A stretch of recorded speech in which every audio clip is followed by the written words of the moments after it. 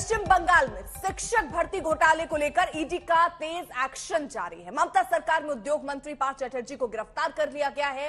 कल से आज तक पश्चिम बंगाल में नाटकीय घटनाक्रम चलता रहा। इससे ईडी ने पार्थ चटर्जी की करीबी अर्पिता मुखर्जी के घर धावा किया। वहां 21 करोड़ से ज्यादा के कैश और जेवरात मिले हैं। फिर पार्थ चटर्जी से पूछताछ की गई और फिर गिरफ्तारियां की गई हैं। तो अभी तक 21 करोड़ कैश अर्पिता के घर से मिले हैं। अब जांच इसी दिशा में आगे बढ़ रही है। बक्सों में भरकर अर्पिता के घर से ये जो पैसे हैं वो अलग अलग जगहों पहुंचाए जा रहे हैं। अर्पिता के घर से अब तक मिले हैं 21 करोड़ रुपए कैश। तो आपको बता दें, बड़ी खबर इस वक्त की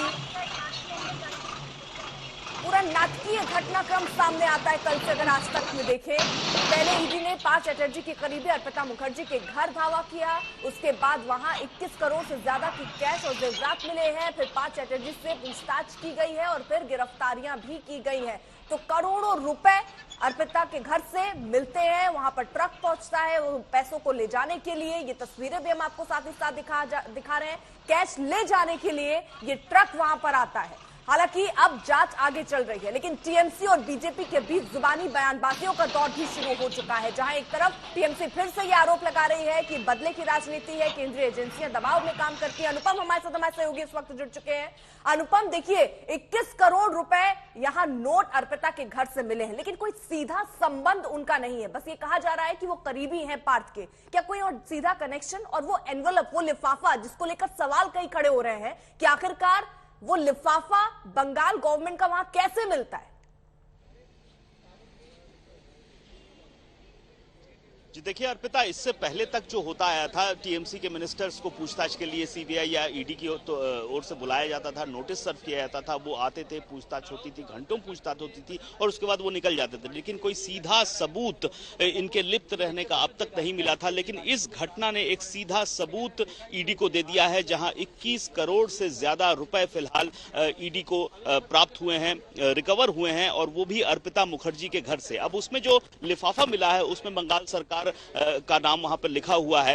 तो अर्पिता मुखर्जी खास तौर पर किसी भी सरकारी संस्थान से जुड़ी हुई नहीं थी, किसी भी सरकारी नौकरी में नहीं थे। ऐसे में सरकारी जो लिफाफा है वहां यहाँ क्या कर रहा था, ये एक सवाल है और ये सबूत के तौर पर भी पेश किया जाएगा। हालांकि अब जो पूरा का पूरा मामला है, किस तरह से सबूतों को जो ईडी है वो कोर्ट में पेश करती है, उस पर भी टिकेगा। क्योंकि पुख्ता सबूतों के आधार पर ही जो ईडी के अधिकारी कह रहे हैं कि पार्थ चटर्जी को गिरफ्तार किया गया है, जो दस्तावेज मिले हैं उनको गिरफ्तार किया गया है। और जो जांच की प्रक्रिया है दो तरीके से हो रही है। जो आपराधिक पार्ट है वो सीबीआई देख रही है और जो मनी लॉन्ड्रिंग, रुपयों के लेन देन का पार्ट है वो ईडी देख रहा है। तो ईडी खास तौर पर ये देख रहा है कि ये जो रुपए हैं ये कहां से आए, कैसे आए, कब आए, किसके थ्रू आए, कहां से वायर किए गए, और इसमें बहुत सारी और भी जानकारियां जुटाने की प्रक्रिया शुरू हो चुकी है। फिलहाल हम आपको दिखाते हैं वो ट्रक, जो आरबीआई का ट्रक इस वक्त अर्पिता के घर के ठीक सामने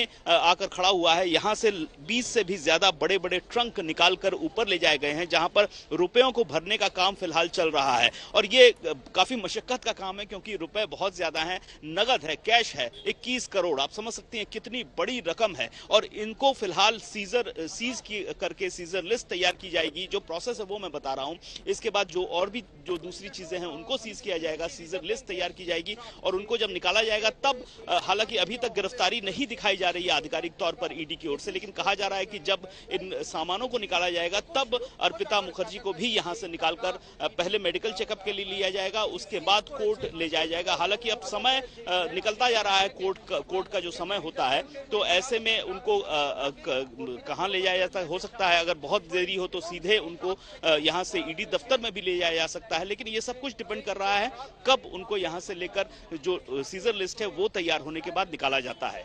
बिल्कुल, और वो तस्वीरें भी आप दिखा रहे हैं अनुपम, वहां पर आप मौजूद हैं। कितना 21 करोड़ रुपए वहां कैश बरामद हो रहे हैं, जिस तरीके से जानकारी सामने आ रही है। नोटों को गिनने की मशीन वहां पर है। लेकिन इन सब के बीच जो आरोप लगा करते थे, अभी सीधे तौर पर यहां पर संबंध अर्पिता और पार्थ के किस तरीके के रहे हैं, जरा वो बता दीजिए। क्योंकि शक ये गहरा रहा है कि वो करीबी है, ये पैसे हो सकता है उन्होंने ही उनके घर पर रखवाए हो। ये पूरी सिलसिला या ये क्या कनेक्शन दिख रहा है, जरा अनुपम समझाइए।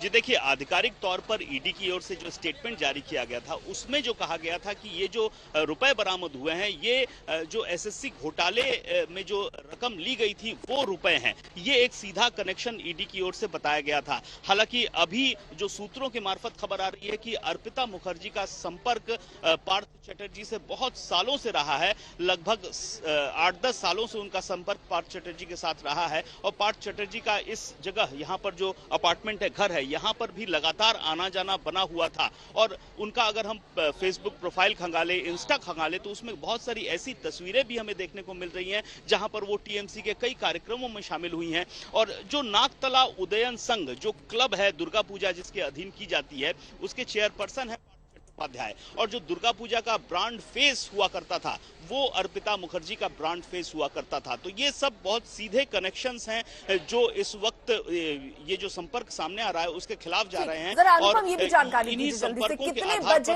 यहाँ पर, रुकिए आपको रोक रही हूँ मैं, गिरफ्तार मंत्री पार्थ चटर्जी की कोर्ट में पेशी हुई है इस वक्त। आपको बता दें, बड़ी खबर, इससे पहले मेडिकल उनका हुआ, उसके बाद कोर्ट में पेश किया गया है। कोलकाता में ईडी ने मंत्री को कोर्ट में पेश किया है, ईडी की तरफ से पेश किया गया है। बैंक चाल कोर्ट में पेशी हुई है और अभी भी सुनवाई वहां पर जारी है।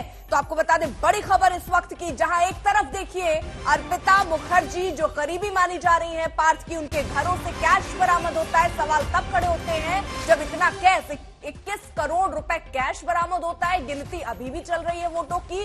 उसकी दूसरी तरफ देखिए, आज मेडिकल कराने पार्थ चटर्जी को ले जाया जाता है, उसके बाद अब कोर्ट में उनको पेश किया गया है। जाहिर तौर पर रिमांड की डिमांड यहां पर होगी। अनुपम, क्या जानकारी मिल रही है वो भी अनुपम से अपडेट हम लेंगे। इस बीच आपको बता दें कि भर्ती घोटाले में नए खुलासे होने के बाद बीजेपी ने अपने हमलों की जो रफ्तार है वो तेज कर दी है। पश्चिम बंगाल में बीजेपी के सांसद दिलीप घोष से आज तक ने एक्सक्लूसिव बातचीत की है। किस तरीके के बयान आए हैं, सुनिए जरा।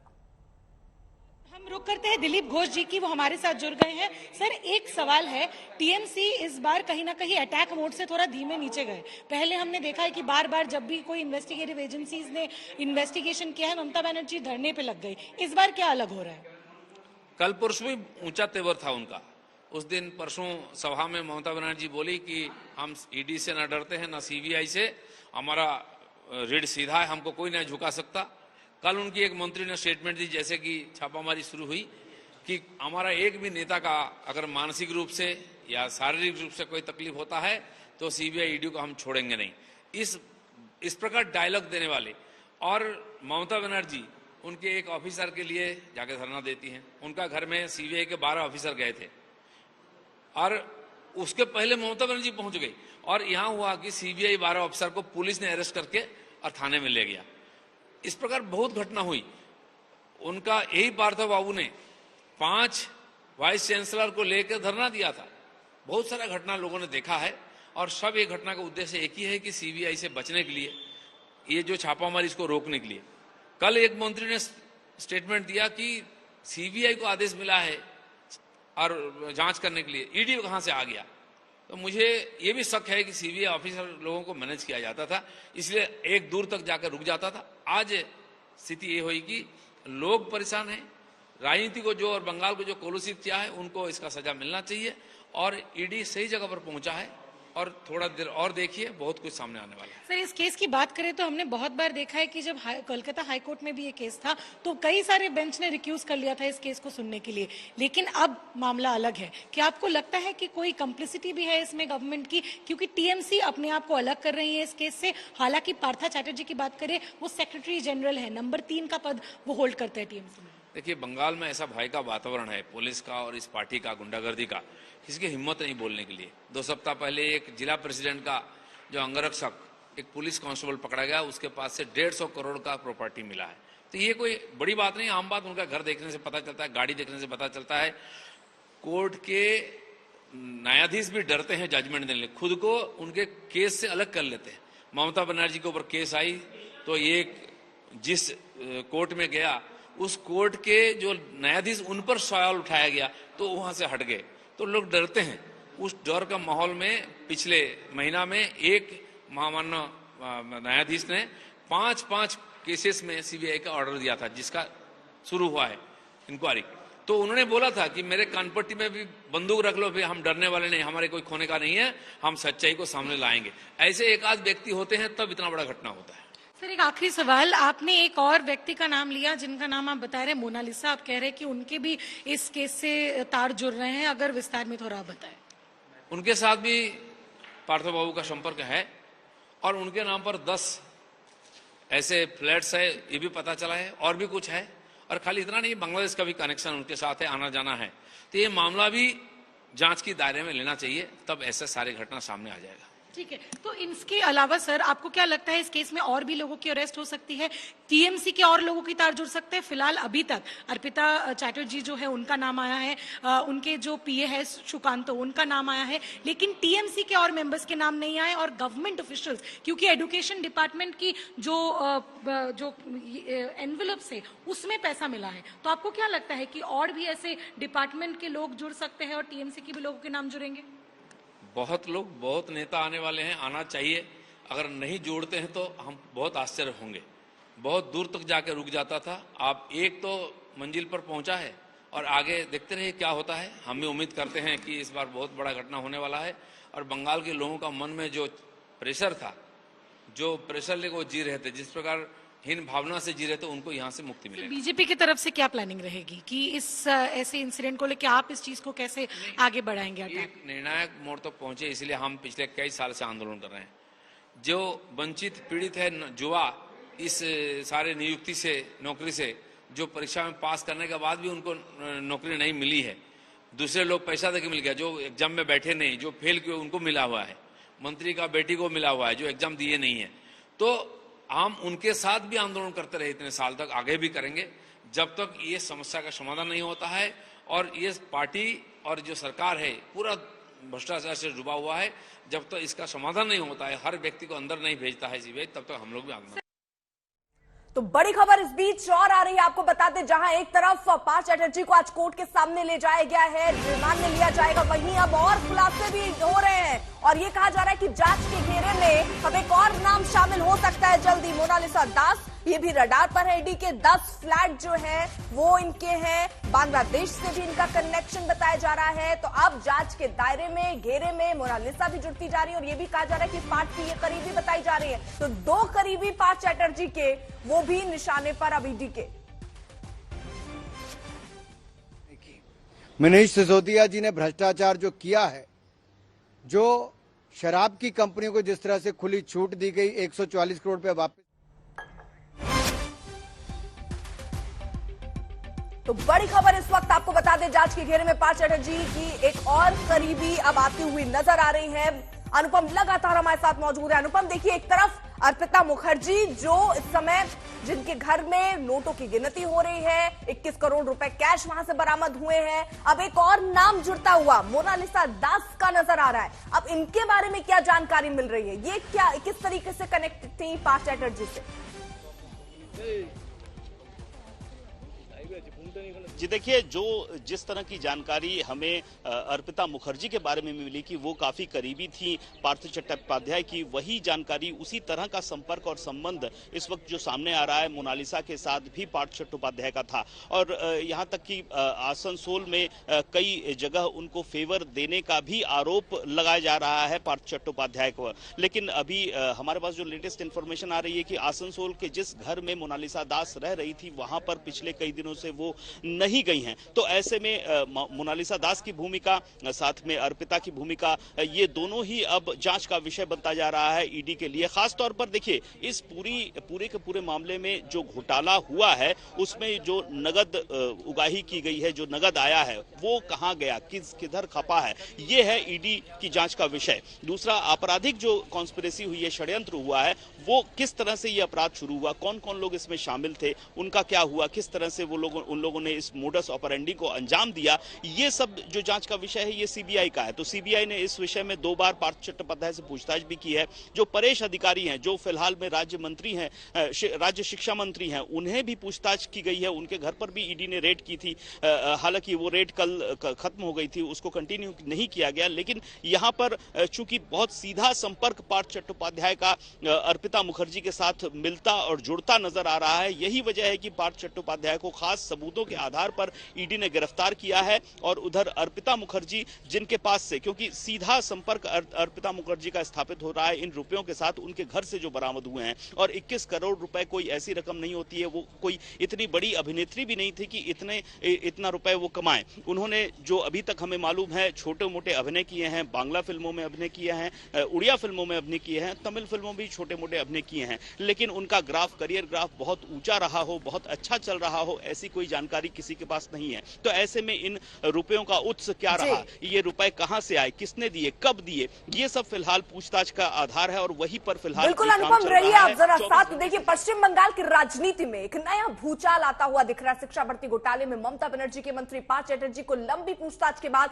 ईडी ने गिरफ्तार कर लिया और अब कई नाम भी सामने आ रहे हैं, वो भी अब रडार पर है। एक रिपोर्ट देखिए।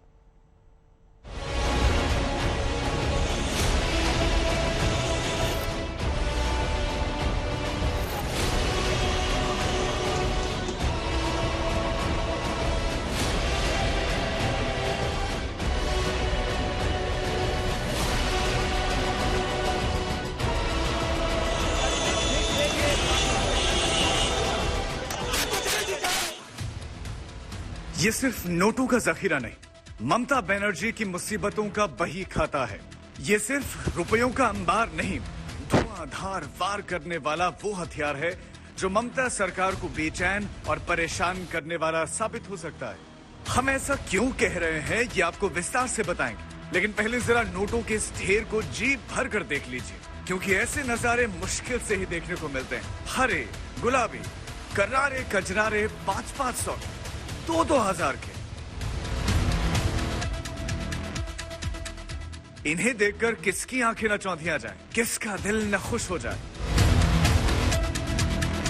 लेकिन इन्हीं नोटों के चलते ममता सरकार में मंत्री पार्थ चैटर्जी के पसीने छूट रहे हैं।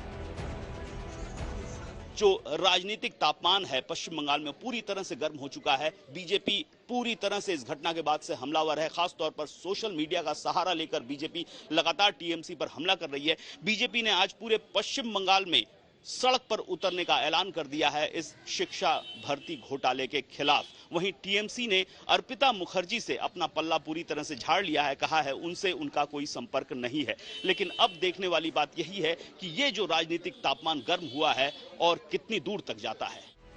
पश्चिम बंगाल में टीचर भर्ती घोटाले की जांच कर रही ईडी ने जब पार्थ चैटर्जी की करीबी अर्पिता मुखर्जी के घर छापा मारा तो उसे नकदी का ये जखीरा मिला।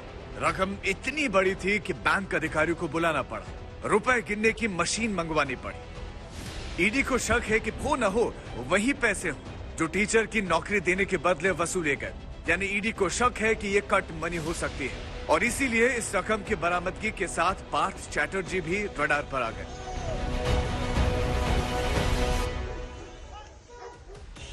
ईडी की जांच जैसे जैसे आगे बढ़ रही है, अवैध कमाई के अकूत भंडार का भंडाफोड़ हो रहा है। अर्पिता के घर से 20 करोड़ से ज्यादा की रकम, 20 मोबाइल फोन, विदेशी करेंसी, सोना, कई दस्तावेज, इलेक्ट्रॉनिक्स डिवाइस भी मिले।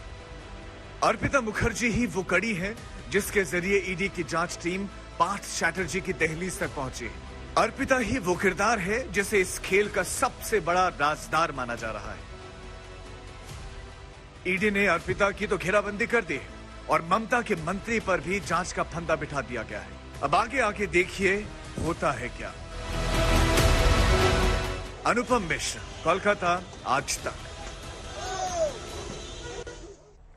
सीधा आपको लिए चलते हैं। स्मृति ईरानी प्रेस कॉन्फ्रेंस कर रही हैं। प्रेस में कॉन्फ्रेंसेस करती है। उस लड़की का जो 18 साल की है, कॉलेज के प्रथम वर्ष में पढ़ती है, उसका दोष यह है कि उसकी मां ने सोनिया गांधी, राहुल गांधी के 5,000 करोड़ की लूट के ऊपर प्रेस वार्ता की। आज अपनी एक प्रेस कॉन्फ्रेंस में कांग्रेस के प्रवक्ता ने हंसते हुए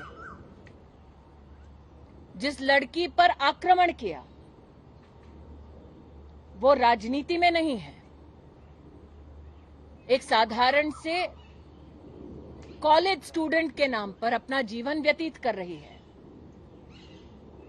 लेकिन कांग्रेस के प्रवक्ता ने अपने हाथ में कागज दिखाते हुए यह आरोप मढ़ा कि वो लड़की एक अवैध बार चलाती है। मैं पवन खेड़ा से कहना चाहती हूं, मेरी 18 साल की बेटी कॉलेज में पढ़ती है। मेरी 18 साल की बेटी कोई बार नहीं चलाती। पवन खेड़ा ने यह कहा कि मेरी बेटी को शो कॉज नोटिस दिया गया और अपने हाथ में 2 कागजात दिखाए। मैं आज पूछना चाहती हूं, इन कागजों में मेरी बेटी का नाम कहां है? जयराम रमेश ने कहा कि वो आरटीआई के आधार पर मेरी बेटी पर, जो 18 साल की है, राजनीति में नहीं है, कॉलेज की स्टूडेंट है, आरटीआई के आधार पर वो मेरी बेटी पर आरोप मढ़ रहे हैं। मैं जयराम रमेश से पूछना चाहती हूं कि क्या आरटीआई की उस एप्लीकेशन में मेरी बेटी का नाम है? क्या उसके जवाब में मेरी बेटी का नाम है? कांग्रेस के प्रवक्ताओं ने कटाक्ष करते हुए, हंसते हुए ये कहा कि मैं सोनिया और राहुल के खिलाफ प्रेस कॉन्फ्रेंस करती हूं। हां, करती हूं, करती रहूंगी। हंसते हुए कहा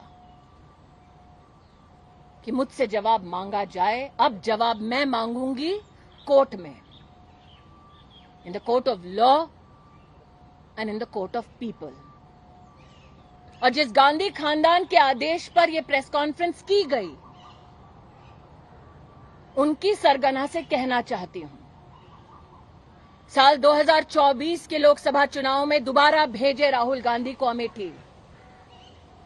हम फिर अमेठी में राहुल गांधी को धूल चटाएंगे।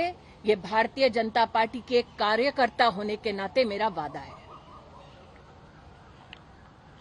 An 18-year-old child, a college student, her character today was assassinated by congressmen at the Congress headquarters.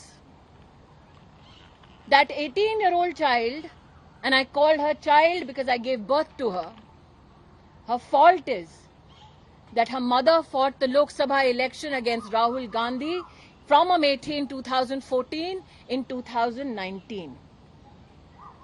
That 18-year-old girl, her fault is that her mother, as has been said by the Congress spokesperson, does press conferences against Sonia Gandhi and Rahul Gandhi.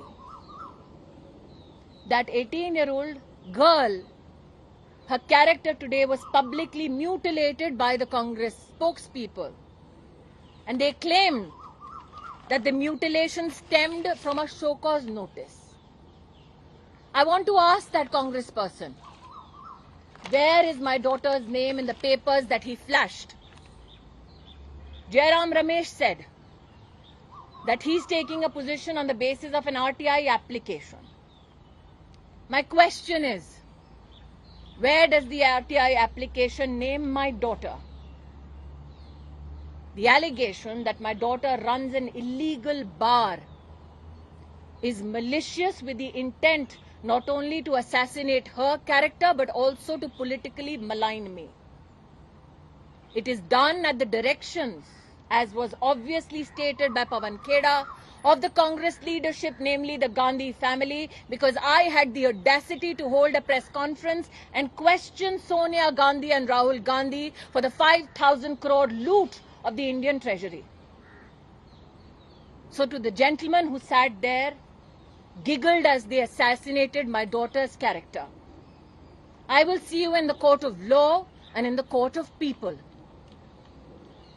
And to the Gandhi family, which directed that this press conference be held against my child, I tell you this: send Rahul Gandhi back to fight the Lok Sabha election in 2024 from Amethi and he will lose again.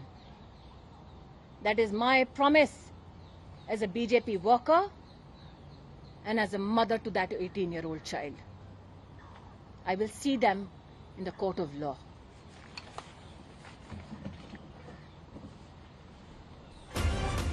तो बड़ी खबर आपको बता दें, कांग्रेस के आरोपों पर स्मृति ईरानी का पलटवार, और ये कहा कि जो आरोप उनकी तरफ से लगाए गए हैं जरा वो पेपर दिखाएं। आरटीआई में कहा उनकी बेटी का नाम है, मेरा कसूर ये है कि राहुल को मैंने अमेठी में हराया है। एक बार फिर से वो मुकाबला करने की चुनौती देती हुई राहुल गांधी को नजर आई और सीधे तौर पर यह भी कह दिया कि अब ये पूरा मामला वो कोर्ट में लेकर जाएंगी और ये पूछेंगी कि आखिरकार कहां से उनको ये जानकारी मिली कि उनकी बेटी एक बार चलाती है। उन्होंने स्पष्ट किया कि 18 साल की उनकी बेटी छात्रा है, पढ़ाई करती है, राजनीति में भी नहीं है, और गांधी खानदान के आदेश पर प्रेस कॉन्फ्रेंस किया गया जिसमें उनकी बेटी पर आरोप लगाए गए हैं। कांग्रेस के आरोपों पर स्मृति ईरानी का ये पलटवार।